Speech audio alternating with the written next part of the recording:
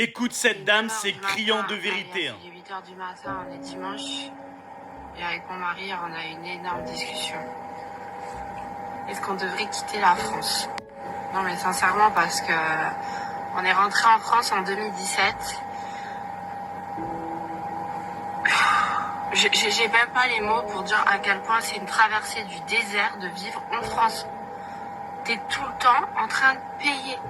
La banque, elle est tout le temps sur ton dos, t'as tout le temps des factures, les impôts, les taxes, l'EDF qui a triplé depuis qu'on a acheté la maison, ne parlons même pas de l'eau, l'assainissement.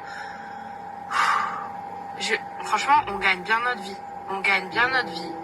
Et à la fin du mois, c'est pas qu'il nous reste rien de côté, c'est que limite on doit des sous. Comment c'est possible? Alors vous allez me dire c'est que tu gères mal, mais sincèrement je vois pas comment.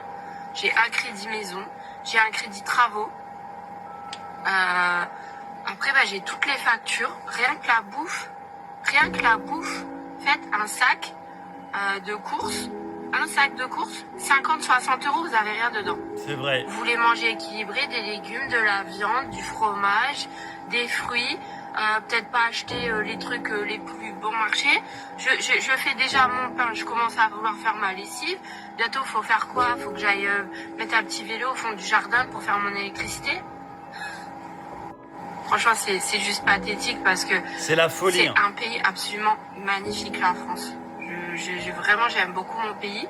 C'est juste la gestion, l'économie, c'est une catastrophe. Pour avoir vécu à l'étranger pendant des années, je peux vous assurer que non, c'est vrai, l'herbe est parfois plus verte ailleurs. Alors, il y a des autres inconvénients, mais économiquement parlant, il n'y a pas photo. Comment voulez-vous même faire une entreprise dans ce pays? Mon mari, ça fait 6 mois qu'il essaye de monter sa boîte entre tous les trucs qu'il a à payer. Il faut limite gagner tout de suite, avoir un chiffre d'affaires de folie pour s'en sortir. Tellement tu raques. À la fin, t'as gagné 1 euro, t'as donné 70 centimes à l'État. Je comprends pas. Vous voulez qu'on ajoute quoi après ce qu'elle a dit? Il n'y a pas grand-chose de plus à ajouter. À part ce qu'elle dit, c'est criant de vérité. Elle a entièrement raison. Et quand tu fais tes courses, ouais, c'est une catastrophe. Avec 100 euros, t'as plus rien. Avec 100 euros, c'est comme si tu avais acheté l'équivalent de 25 euros il y a 10 ans.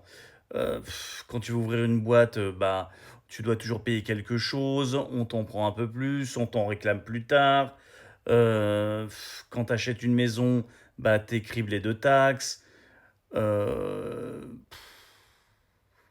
les hôpitaux, tu dois attendre une plombe, c'est plus comme avant, sauf si c'est une urgence.